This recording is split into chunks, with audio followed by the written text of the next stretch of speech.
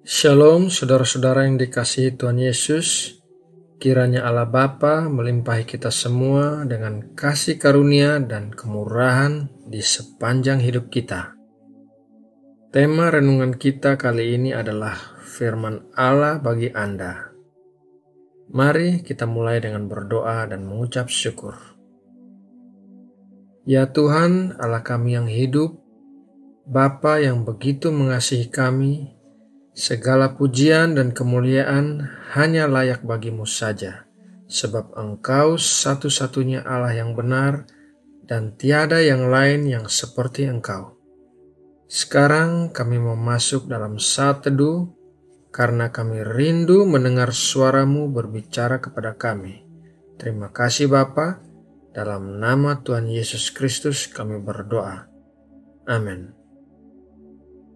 Saudara terkasih, manusia selalu berusaha untuk memperbaiki penampilan mereka dari luar, tetapi Allah berkata, "Perbaiki dulu yang ada di dalam, maka yang di luar pun akan menjadi bersih."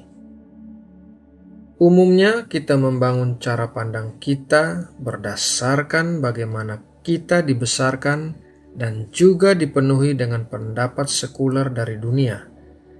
Akan tetapi, sebagai manusia baru, kita harus mengubah cara pandang kita berdasarkan apa yang ditulis dalam firman Allah, yaitu Alkitab. Firman Allah memuat pikiran Allah dan cara pandangnya untuk kita. Kebanyakan orang membaca Alkitab dan menganggapnya sebagai buku yang menarik, yang bercerita tentang Allah, dan bukannya sebagai firman Allah yang berbicara kepada setiap orang secara pribadi. Padahal Roh Kudus akan menggunakan kata-kata yang ada di Alkitab untuk berbicara kepada setiap orang yang membacanya. Firman Tuhan di dalam Alkitab mengajarkan kita banyak hal.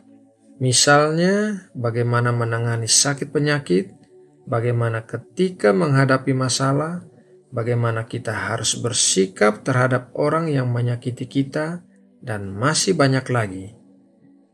Dan meskipun Alkitab ditulis untuk umum, tapi firman yang ada di dalamnya bisa berbicara kepada setiap kita secara pribadi. Tuhan mengetahui setiap kebutuhan kita akan pengerahan firman-Nya, dan bila kita tekun mencari Dia lewat firman-Nya, maka Dia pasti berbicara kepada kita. Ibrani 1 ayat 1-2 berkata, "Setelah pada zaman dahulu Allah berulang kali dan dalam pelbagai cara berbicara kepada nenek moyang kita dengan perantaraan nabi-nabi, maka pada zaman akhir ini Ia telah berbicara kepada kita dengan perantaraan Anak-Nya, yang telah Ia tetapkan sebagai yang berhak menerima segala yang ada. Oleh Dia, Allah telah menjadikan alam semesta." Dari ayat Alkitab itu, kita bisa mengetahui bahwa Allah masih berbicara kepada manusia dengan perantaraan Anak-Nya, yaitu Tuhan Yesus. Tuhan Yesus adalah firman Allah yang bisa kita baca lewat Alkitab.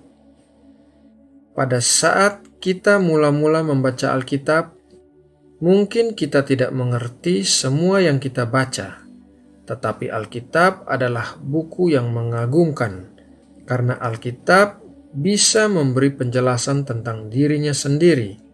Lewat tuntunan Roh Kudus, ayat-ayat Alkitab yang kelihatannya bertentangan, ternyata terbukti sesuai, saling melengkapi.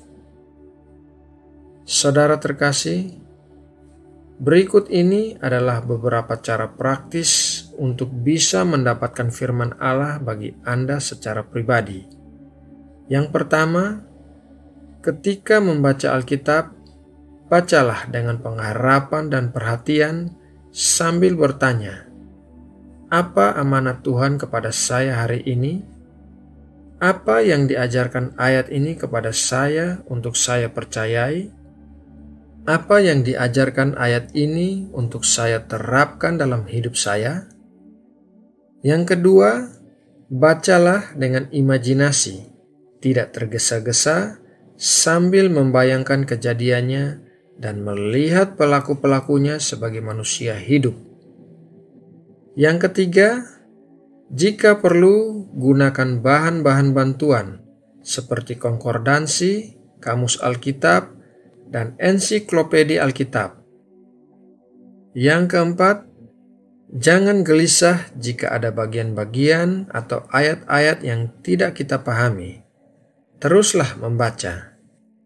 Dan yang terakhir, yang kelima, buatlah catatan tentang apa yang kita baca dan kesan yang kita peroleh. Dan juga hafalkanlah ayat-ayat Alkitab yang bermanfaat. Nah, saudara yang terkasih, demikianlah renungan hari ini. Percayalah bahwa sampai hari ini pun Allah masih berbicara kepada manusia, bukan hanya berbicara kepada para pendeta atau hamba Tuhan, melainkan berbicara secara pribadi kepada kita masing-masing. Kekristenan bukanlah berbicara tentang agama, tetapi berbicara tentang hubungan dengan Allah yang hidup. Dan jika dikatakan Allah yang hidup, maka berarti Dia adalah Allah yang berbicara. Mari kita menutup renungan ini dengan berdoa. Allah, Bapa kami yang hidup, kami mempercayai firman-Mu yang berkata bahwa sampai hari ini Engkau masih berbicara kepada manusia, kepada setiap kami secara pribadi. Engkau adalah Allah yang ingin memiliki hubungan dengan kami. Itulah sebabnya kami memanggil-Mu Aba Bapa. Terima kasih ya Tuhan buat segala anugerah-Mu, buat hubungan yang kami miliki dengan Engkau. Kami mau taat membaca firman-Mu, karena itu adalah salah satu sarana untuk Engkau berbicara kepada kami, mengoreksi kami, dan menuntun kami. Ketika kami membaca Alkitab, kami mohon Roh Kudus membimbing kami untuk bisa mengerti apa yang kami baca. Ketika kami menghafalkan ayat-ayat Alkitab, kami percaya firman-Mu yang tertanam dalam hati kami tidak akan sia-sia, tetapi akan mengingatkan dan menguatkan kami dalam pergumulan kami. Terima kasih Bapa. Kami juga mau mendoakan bangsa dan negara kami Indonesia.